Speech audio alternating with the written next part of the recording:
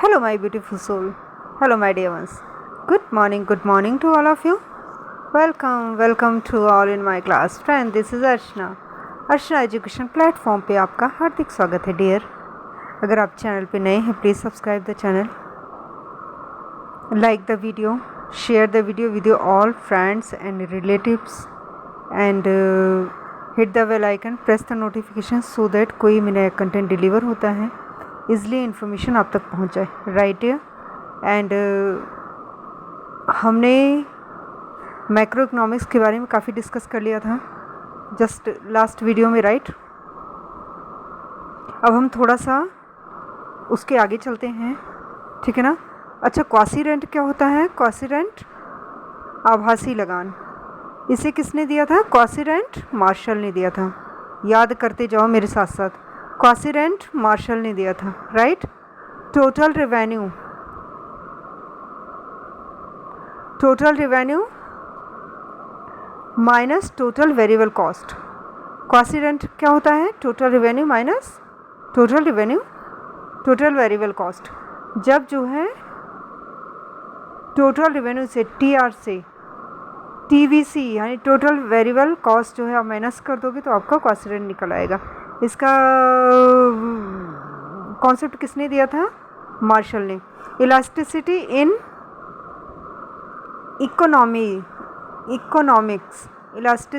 Economics measure of responsiveness. Elasticity in economics measure of responsiveness है, responsiveness को दिखाता है. राइट. IIP, ठीक. IIP बेस ईयर क्या है हमारा? 11-12 है. Correct. Industrial production index of industrial production 77.6. विनिर्माण सर्वाधिक रहा, ठीक है ना, इंडस्ट्रियल प्रोडक्शन में. एंड 8.1 विद्युत रहा. उसके बाद 14.1 जो है आपका खनन रहा. करेक्ट. 77.6 विनिर्माण जो सर्वाधिक था, 8.1 विद्युत, खनन 14.81. क्रय शक्ति समता सिद्धांत, ठीक. परचेजिंग पावर, ठीक. क्रय शक्ति समता सिद्धांत किसने दिया था? गुस्टाव कैसल ने दिया था. फॉरेन एक्सचेंज विदेशी विनिमय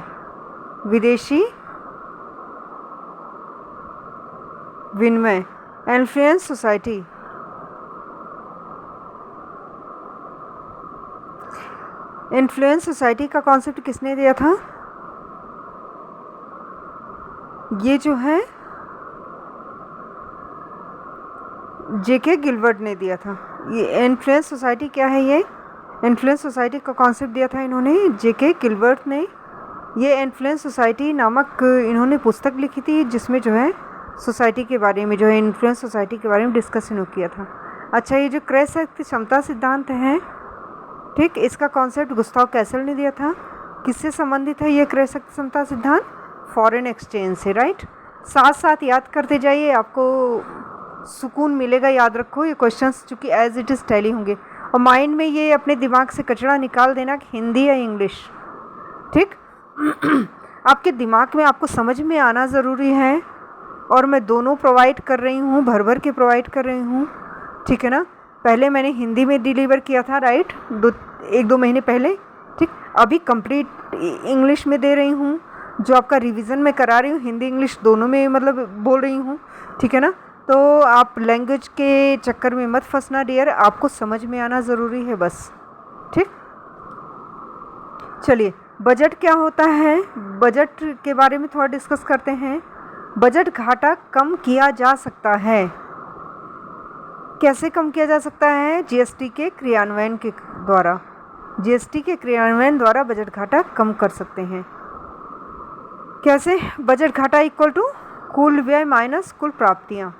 जितना एक्सपेंडिचर किया, ठीक, अब जो प्राप्तियां आ गई तो जो है जितनी चीज़ें मतलब ले लोगे आप जीएसटी के थ्रू, इनकम प्राप्त कर ली गवर्नमेंट, उसको जब कुल एक्सपेंडिचर से, टोटल एक्सपेंडिचर से माइनस करेगी तो बजट घाटा निकल जाएगा, ठीक है ना। देश के आर्थिक प्रदर्शन की गणना के लिए बृहद जोखिम सूचकांक MVI, मैक्रो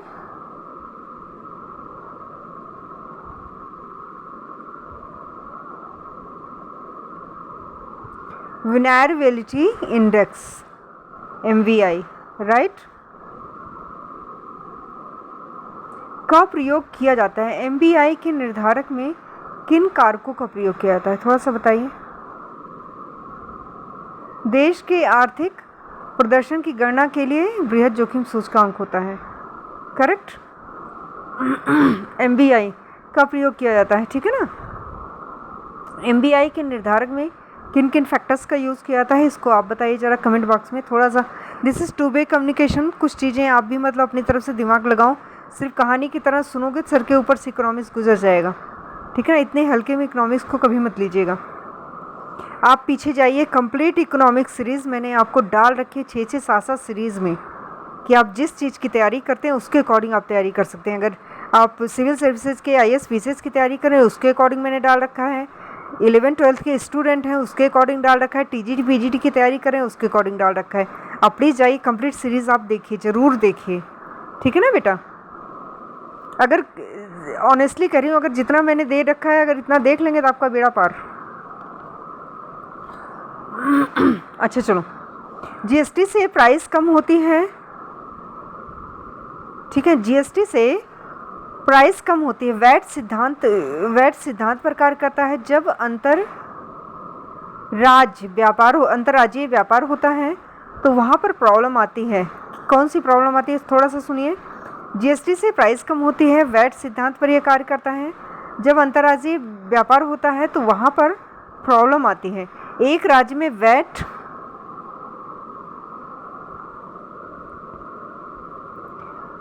कुछ लगा के, एक राज्य ने वैट कुछ लगा के रखा है, दूसरे राज्य की गुड्स मिली तो होल जो है यूनिट पर जिसमें वैट भी इंक्लूड था, टैक्स लगा दिया गया, ठीक है ना। तो इस तरह से प्रॉब्लम आती है। अच्छा, ग्रीन GNP 1995 में आई। न्यून आय अर्थव्यवस्था, उच्च आय अर्थव्यवस्था। अर्थव्यवस्थाएं दो प्रकार की होती हैं, न्यून आय अर्थव्यवस्था, उच्च आय अर्थव्यवस्था, ठीक है ना।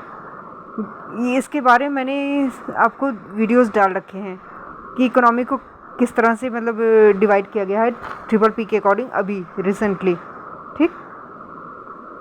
अच्छा, इंडियन इकोनॉमी का थोड़ा सा देखिए आप,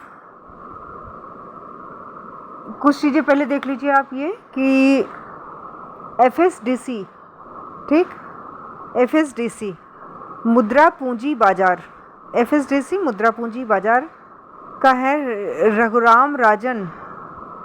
FSDC मुद्रा पूंजी बाजार में समन्वय करता है। रघुराम राजन वो जो है समिति ने इसके बारे में बात की थी, ठीक है ना। 2010 में FSDC वित्तीय स्थायित्व विकास परिषद है। पहले इसका वो जान लीजिए आप, FSDC वित्तीय स्थायित्व विकास परिषद है, ठीक। फाइनेंस स्टेबिलिटी डेवलपमेंट कमेटी है, राइट। इसकी ये कमेटी जो है इसके बारे में बात रघुराम राजन ने की थी, समिति ने की थी। ये मुद्रा पूंजी बाजार का समन्वय करता है। ये कब बना, 2010 में बना। 2008 में इसका अनुशंसा की गई इसकी ऐसी कमेटी होनी चाहिए, ठीक। FSDC के बारे में 2010 में इसको इस्टेब्लिश किया गया। इसका फुल फॉर्म है वित्तीय स्थायित्व विकास परिषद, करेक्ट। अब चलो नई दूर संचार नीति, नई दूर संचार नीति 1999 में आया। मानव विकास रिपोर्ट 2020, मानव विकास report, human development report, index की बात नहीं कर रही हूँ, रिपोर्ट की बात कर रही हूँ। 2020 आया, उसमें 189 कंट्रीज़ में भारत 130 से 131वें पायदान पर पहुँच गया। करेक्ट, मतलब 2019 में 130 पर था और 2020 में 131 पायदान पर हो गया। तेंदुलकर समिति निर्धनता रेखा 2100 कैलोरी, ठीक है ना। तेंदुलकर समिति निर्धनता रेखा की बात करता है।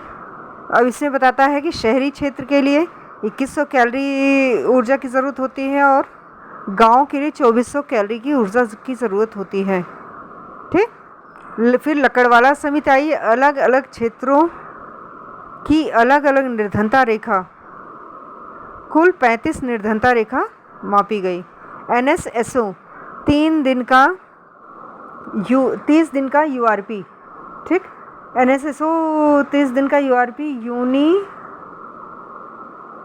रिकॉल पीरियड, ठीक, यूनी रिकॉल पीरियड 365 डेज का। MRP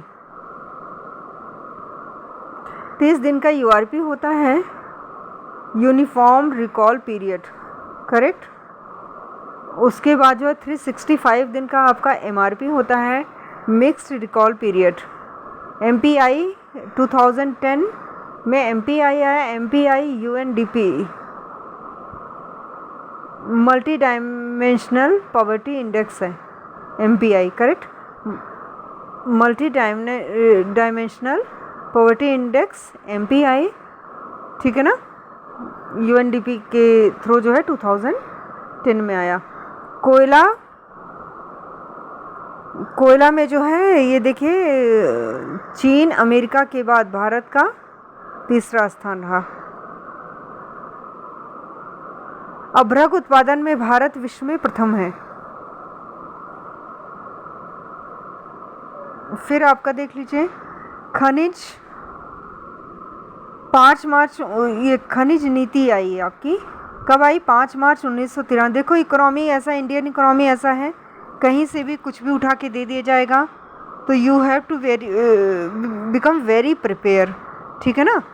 इंडियन इकोनॉमी बहुत ही ब्रॉड है, राइट डियर, और ये आपके TGT PGT नहीं, ISPCs में भी काम आएगा। खनिज नीति 5 मार्च 1993, राष्ट्रीय खनिज नीति 2008। फिर आपका आता है हुदा समिति, राष्ट्रीय खनिज नीति 2008 की सिफारिश। हुदा समिति ने जो है राष्ट्रीय खनिज नीति की सिफारिश 2008 में की। राष्ट्रीय विद्युत नीति, भारत में परमाणु ऊर्जा 1948 में किया गया। पवन ऊर्जा पर वैश्विक सम्मेलन 2006 यानी 2006 दिल्ली में किया गया। तिलैया अल्ट्रा मेगा पावर परियोजना झारखंड में हुआ। शासन अल्ट्रा मेगा परिषद मध्य प्रदेश में, कृष्णपट्टनम नेल्लोर आंध्र प्रदेश। मुद्रा परियोजना गुजरात। राष्ट्रीय आय समिति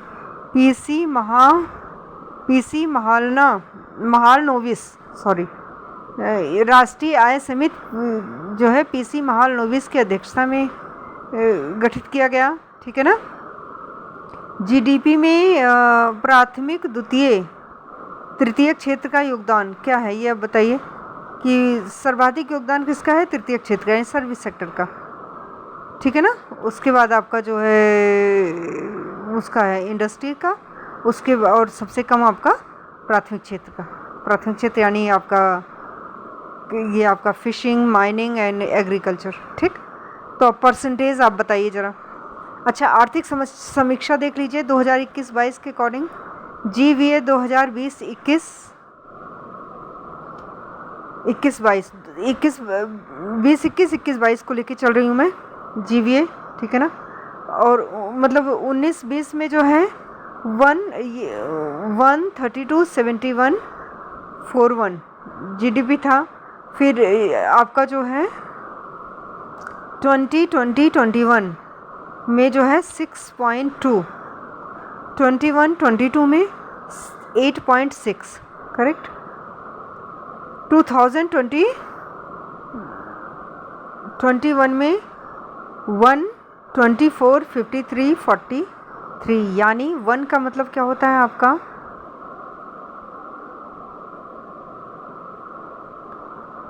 12,45,343, ठीक। और आपका जो है 21-22 में जो है 135 ऐसे करके मैं पढ़ती हूँ, वो लाख वाक में थोड़ा सा 135.22.461, यानी चलो मैं डिटेल में पढ़ती हूँ काहे को, है ना। आपका 13,52,000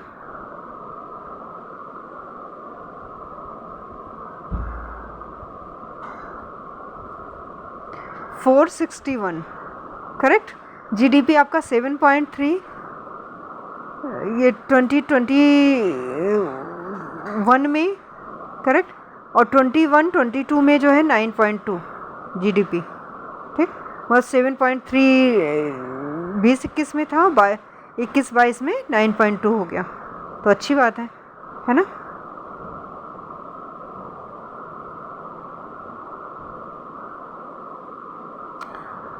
फिर आपका आ गया आपका जीडीपी ही, ये जो है 1,35,12,740, ये 2021 में था। 21-22 में 1,47,053, 1,47,53,535, ये आपका 21-22 में। एनडीपी आपका 7.4, 9.3 परसेंटेज ही पूछेगा वैसे, ठीक है ना। तो एनडीपी आपका 118,72,000 2021 में जो 7.4 था, और आपका 21-22 में 129,74,121, यानी 9.3, करेक्ट। ये आपका 21-22 जो है 2 में था। मैं करंट का भी आपको दूंगी, पूरा डिटेल दे दूंगी, डोंट वरी, ठीक है ना। 20-21 का देख लीजिए, कभी कोई स्टैटिक भी पूछ लेता है इकोनॉमी, ठीक। करंट का तो मैं दूंगी ही दूंगी। फिर आपका gross national income, right, GNI, जो है 2021 में 133,84,612 7.2 था। 21-22 में 146,40 445 9.4 था ग्रॉस नेशनल इनकम। और 21 में 7.2 और 22 में जो है 9.4, करेक्ट। फिर आपका एनएनआई 117,45,872 7.4। 21-22 में 128,61,032 9.5, करेक्ट। 7.4 जो है आपका 2021 में था। 2022 में जो है आपका 21-22 में 9.5 हो गया, करेक्ट। पर जीडीपी 99,694, करेक्ट। 2021 में था। 21-22 में 107,801 8.2 पहले था 21 में, 22 में 8.1 हो गया। पर कैपिटा इनकम आपका जो है जीएनआई, ये आपका हुआ 98,749 2021 में, 21-22 में 106,975, यानी 2021 में 8.2 था और 22 में जो है 8.3 हो गया। फिर आपका आ गया बेटा NNI, नेट नेशनल इनकम, 2019 में जो है 94,566 था, 2021 में जो है आपका 86,659, 21 में 8.4 और 22 में आपका 8.4, करेक्ट। PFCI 55,783, 2021 में जो है आपका 55,783, करेक्ट। एंड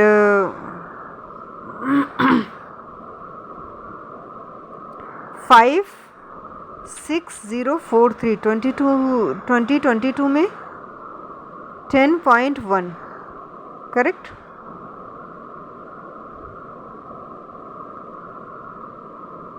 -10.1 और आपका 2022 में जो है 5.8, क्लियर। अच्छा,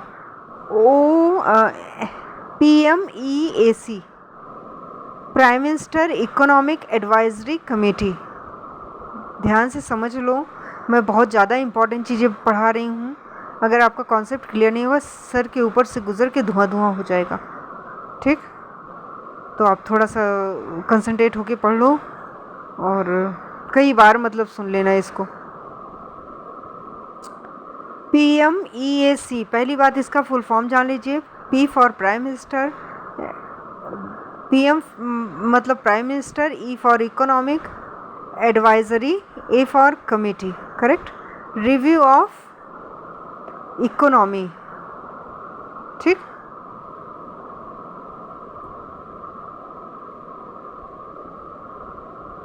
इसके द्वारा मतलब रिव्यू ऑफ इकोनॉमी निकाला जाता है। तो आप इसको देखिए, रियल जीडीपी वस्तुओं सेवाओं के मूल्य की गणना आधार वर्ष के मूल्य या स्थिर प्राइस पर की जाती है। नॉमिनल जीडीपी में देश की जीडीपी अधिक होती है, ध्यान से सुन लो ये चीज़ें। रियल जीडीपी क्या होता है? वस्तुओं सेवाओं के मूल्य की गणना आधार वर्ष के मूल्य के आधार वर्ष के मूल्य या प्राइस के आधार पर की जाती है। नॉमिनल जीडीपी क्या होता है आपका? नॉमिनल जीडीपी में देश की जीडीपी अधिक होती है क्योंकि इसमें इन्फ्लेशन की वैल्यू जुड़ी होती है। Clear?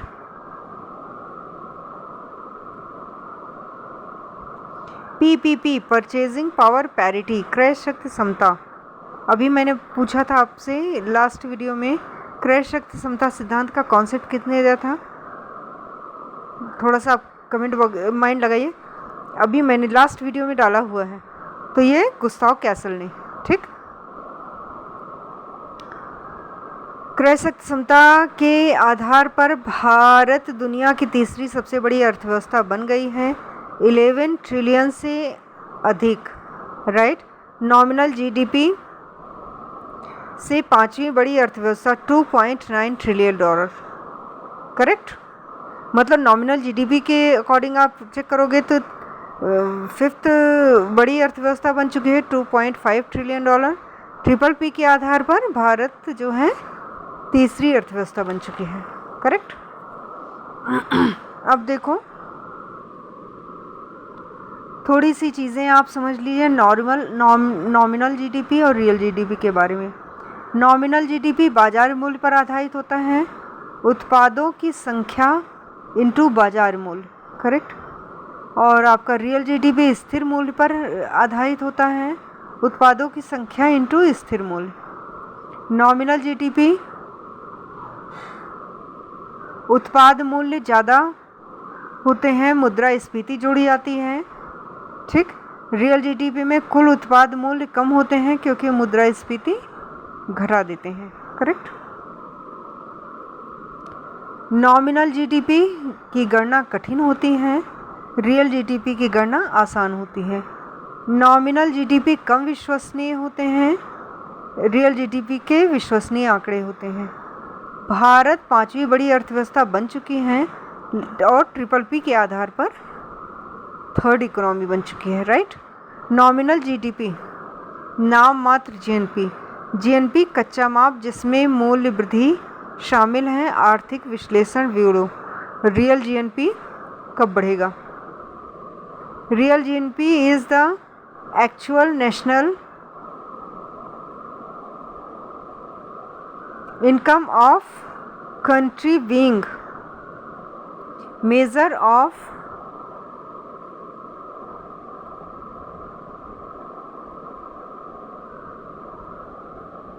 index care where the product is located in words as long a earning back home.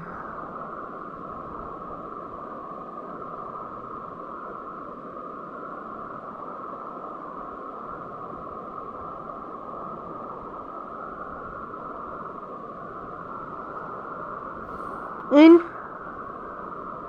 term between real GNP and real GDP, real GDP is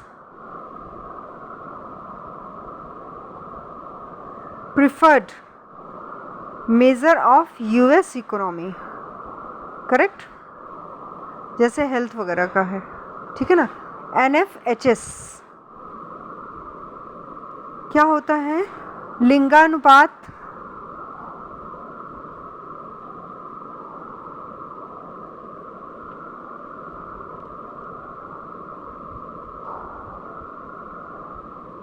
लिंगानुपात 9:52 या अधिकांश, मतलब अधिकांश राज्यों में 9:52 है। ठीक। NMR, IMR, USMR, ध्यान से सुन लो। NMR, IMR, USMR Tripura, Meghalaya, Manipur, Andaman Nicobar में वृद्धि एक समान है। NMR, IMR, USMR में के मामले में त्रिपुरा, मेघालय, मणिपुर, अंडमान निकोबार में वृद्धि एक समान है। बिहार में सर्वाधिक वृद्धि क्रमशः 34, 47 और 56 है। बिहार में सर्वाधिक है। ठीक। तो NMR, IMR, USMR, अब ये क्या होता है?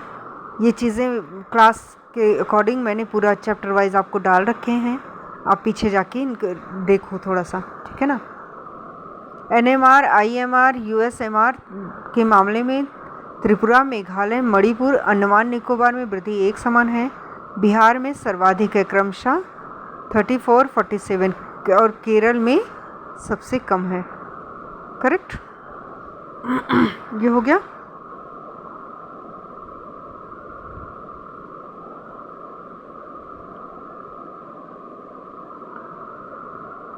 फिर कुल प्रजनन दर आपका 2 है, कुल प्रजनन दर 2 है।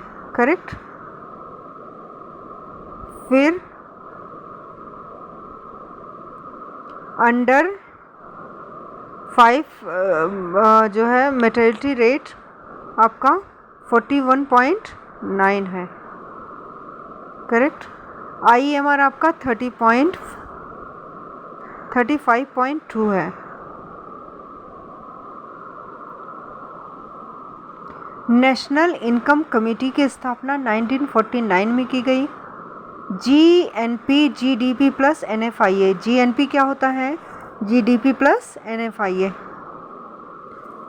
NNPFC क्या होता है? NNPFC को ही हम नेशनल इनकम बोलते हैं। राइट। NNPFC को ही डियर हम नेशनल इनकम बोलते हैं। राइट। व्यक्तिगत प्रयोज्य आय यानी पर्सनल डिस्पोजेबल इनकम। तो इसको कैसे हम कैलकुलेट करते हैं? व्यक्तिगत आय माइनस व्यक्तिगत कर। करेक्ट। व्यक्तिगत आय में से जब टैक्स दे देंगे तो आपका पर्सनल डिस्पोजेबल इनकम निकल आएगा, यानी personal disposable income equal to y minus T. Personal income minus personal tax, right dear. GNP MP minus depreciation आपका NNP MP हो जाएगा। नेचुरल सी बात है, जब ग्रॉस में से नेट जाना होता है डेप्रिशिएशन घटा देते हैं। करेक्ट। राष्ट्रीय आय का प्रथम वैज्ञानिक अनुमान साइंटिफिक एस्टिमेट VKRV राव द्वारा दिया गया, ठीक है ना। और रफ एस्टिमेट दादा भाई नौरोजी द्वारा दिया गया। लागत मूल्य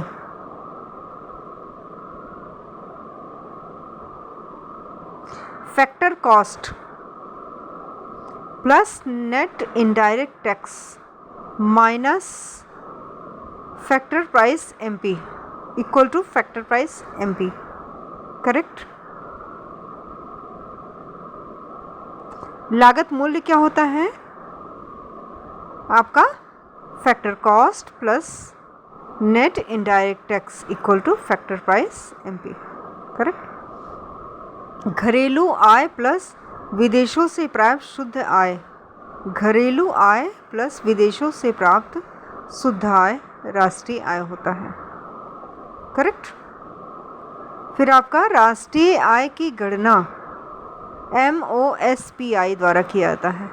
राष्ट्रीय आय की गणना MOSPI द्वारा किया जाता है। MOSPI सांख्यिकी एवं कार्यक्रम कार्यान्वयन मंत्रालय है, ठीक है ना।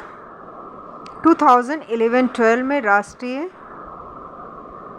आय गणना का आधार वर्ष है। 2011-12 राष्ट्रीय आय गणना का आधार वर्ष है। बेस ईयर हमारा किस चीज़ का माना गया है? 11-12 को माना गया है। करेक्ट।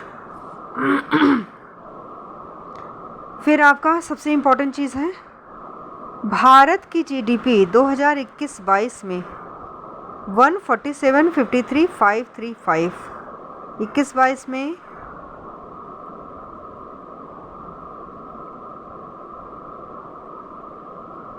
1,47,53,535। माँ द्वारा बच्चे की सेवा या लॉटरी से जो है आय राष्ट्रीय आय में शामिल नहीं होता है। हिंदू विकास दर का कॉन्सेप्ट राजकृष्ण ने दिया था। Correct.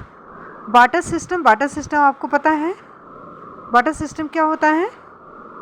Good to good exchange, मालूम है ना। अच्छा, इसमें बार्टर सिस्टम में क्या प्रॉब्लम आता था? डबल कोइंसिडेंस का प्रॉब्लम आता था। Double coincidence of bonds. Money medium of exchange act as measure of value, store of value and standard of deferred payment. Correct. फिर आपका डिमांड डिपॉजिट डिमांड डिपॉजिट के बारे में देखिए थोड़ा सा। Demand deposit can be withdraw from the bank और transfer from one person to another by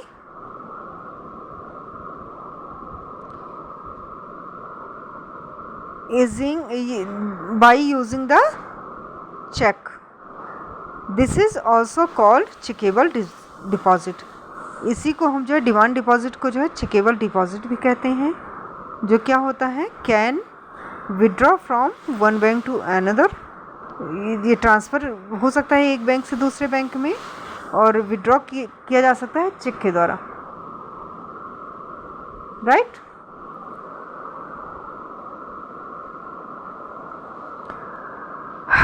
फिर आपका आ गया,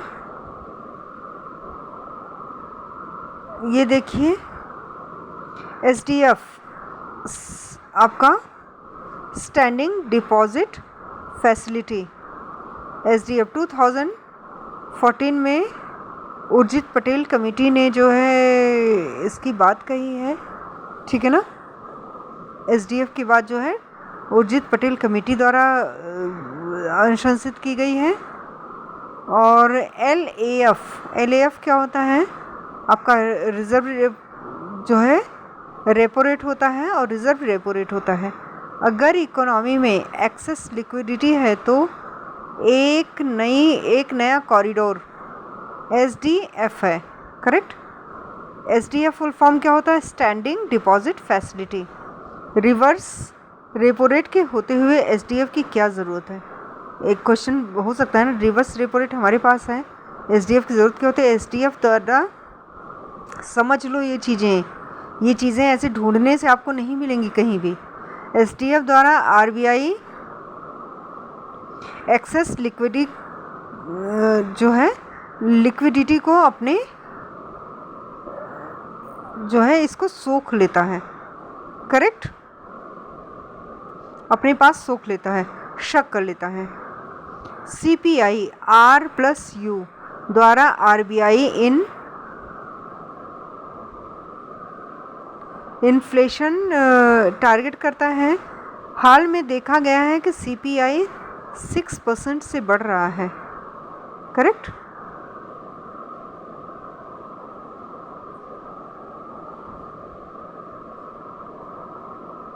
कोविड टाइम में बैंकों के पास बहुत ज़्यादा लिक्विडिटी थी। इसे शॉर्ट आउट करने के लिए एक नया टूल लाया गया, एसडीएफ, ठीक, समझ में आया? क्योंकि लोगों के पास इसलिए, और लिक्विडिटी बहुत ज़्यादा सिर्फ कोविड के दौरान क्यों थी? क्या मार्केट में लोगों की इनकम बढ़ गई? नहीं, लोगों की डिमांड कम हो गई और लोग जो है खर्च करने की बजाय पैसे अपने पास रखने लगे ना, इसलिए जो है लिक्विडिटी बहुत ज़्यादा बढ़ गई थी लोगों के पास, करेक्ट। सुविधाएं भी, एक्सपेंडिचर भी गवर्नमेंट करने लगी थी, ठीक है ना, गवर्नमेंट की तरफ से, इसलिए ये टूल लाया गया। कौन सा टूल लाया गया? एसडीएफ। एसडीएफ माने स्टैंडिंग डिपॉजिट फैसिलिटी। अच्छा, रेपो रेट और रिवर्स रेपो रेट थोड़ा सा एक बार देख लो फिर से। 1000 टाइम मैं बता चुकी हूँ, लेकिन मेरी ड्यूटी है बार बार बताना। रेपो रेट लिक्विडिटी इंजेक्शन का काम करता है, करेक्ट। और रिवर्स रेपो रेट ये एक्सेस फंड आरबीआई में जमा करते हैं बैंक, करेक्ट। आरबीआई फिर रेपो रेट आरबीआई से बैंक को लोन मिलता है, और जो है रिवर्स रेपो रेट में जैसे मैंने आपको बताया कि इसमें जो है जमा करते हैं, ठीक है ना। पार्किंग रेट भी इसको कहते हैं। और रेपो रेट क्या होता है? गवर्नमेंट सिक्योरिटी गिरवी रखने के बदले में देता है। और आपका रिवर्स रेपो रेट जब आरबीआई जब बैंकों से लोन लेता है तो गवर्नमेंट सिक्योरिटी के आधार पर ही लोन लेगा, राइट। तो आपका आरबीआई है, जैसे एक तरफ आपका एसबीआई है, तो आरबीआई एसबीआई को लोन देगा तो आपका ट्रेजरी बिल, ठीक है ना, सिक्योरिटी बॉन्ड, ये कुछ चीज़ें रखेगा तब लोन देगा, करेक्ट। गवर्नमेंट सिक्योरिटी के बदले सिक्योरिटीज़ कुछ ना कुछ रखता है, राइट। और ये जो है एसबीआई से जब लोन लेगा तब भी गवर्नमेंट सिक्योरिटी रखेगा, ठीक है ना, सिक्योरिटीज़ में यूज़ होती हैं। अच्छा, कभी कभी आरबीआई के पास उतनी सिक्योरिटी बॉन्ड बिल नहीं होती और लिक्विडिटी को मैनेज करना आवश्यक होता है, इसलिए आरबीआई के पास एक अतिरिक्त मॉनेटरी पॉलिसी होनी चाहिए थी जो बिना कोलिटरल के गिरवी रख सके। एसडीएफ अगर कॉमर्शियल बैंक आरबीआई से लोन लेता है तो बिना कोलिटरल के लोन ले सकता है, आसानी से लिक्विडिटी को मैनेज कर सकते हैं। समझ में आया? ये मतलब कुछ दिमाग में घुसा कि नहीं? देखो, repo rate reverse repo rate में जब चाहे मतलब इन सब में जब लोन लेते थे, आरबीआई जो है कमर्शियल बैंक को लोन देती थी, कुछ ना सिक्योरिटी रखती थी, ठीक, उसके बदले में लोन देती थी, या फिर रिवर्स रेपो रेट में जब एक्सेस मनी को कमर्शियल बैंक अपने आरबीआई में डालते थे तब भी सिक्योरिटी रखनी पड़ती थी, ठीक। तो उस दौरान एक ऐसे सिस्टम को, एक ऐसी मॉनेटरी पॉलिसी को लाना ज़रूरी था कि जो आरबीआई के पास एक ऐसी मॉनेटरी पॉलिसी लाना जरूरी था जो अतिरिक्त जो है लिक्विडिटी को मैनेज करना अगर ज़रूरी है और बिल्ड बॉन्ड नहीं है, उतनी सिक्योरिटी नहीं है, तो कैसे काम किया जाए उनको मैनेज करने के एसडीएफ लाया गया।